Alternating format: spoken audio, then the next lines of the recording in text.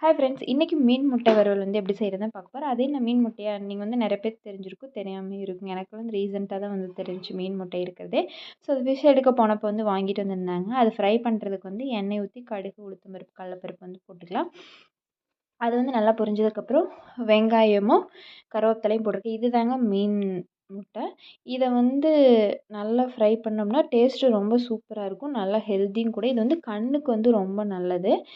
வெங்காயம் நல்லா வதங்கினதுக்கப்புறம் மஞ்சள் தூளும், காரத்துக்கு வந்து வரமிளகாய் தூள் வந்து சேர்த்துருக்கேன். கொஞ்சமாக வந்து உப்பு போட்டுக்கலாம்.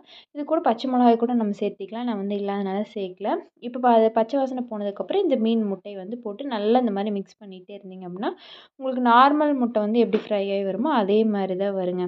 ஸோ ரொம்ப சூப்பராக இருக்கும். இது வந்து நம்ம சாப்பாட்டு கூட வந்து போட்டு சாப்பிட்லாம். அப்படியே வந்து சாப்பிட்டாலும் டேஸ்ட் வந்து நல்லாயிருக்கும். ஸோ இது வந்து ரொம்ப கண்ணுக்கு நல்லது அப்படிங்கிறனால கண்டிப்பாக ஒரு டைம் ட்ரை பண்ணி பாருங்கள். நான் ட்ரை பண்ணது இல்லைன்னா. தேங்க்யூ.